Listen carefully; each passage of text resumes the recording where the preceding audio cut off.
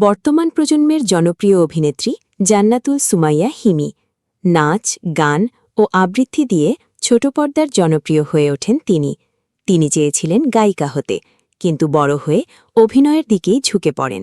Channel আইতে প্রচারিত মোহর আলী ধারাবাহিক নাটকের অভিনয়ের মধ্য দিয়ে আলোচনায় আসেন হিমি। আগামী মাসে শুরু হচ্ছে ফুটবল বিশ্বকাপের আগে দেশের নিজের পছন্দের দল নিয়ে এক সাক্ষাৎকারে অকপট খোলামেলা কথা বলেছেন এই তারকা। সাক্ষাৎকারে নিজের ফুটবল প্রীতির কথা জানাতে গিয়ে হিমি বলেন, আমি ব্রাজিল সাপোর্ট করি, খেলা অতটা বুঝি না বুঝেই সাপোর্ট করি। ছোটবেলা থেকে দেখতাম আমার ভাইয়া আর আমার বাবা হচ্ছে ব্রাজিল সাপোর্ট করতেন, তো এখন অনেক পচানি খাই ব্রাজিল সাপোর্ট করতে গিয়ে। তার কথায় নেইমার, এই যে আরেকটা পচানি খাই সামনে।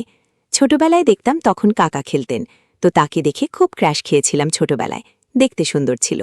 বাট এখনও ভাবা করে দেখা হয় না, কাজের প্রেসারে। বাট ওই যে পারিবারিকভাবেই ব্রাজিল সাপোর্টার।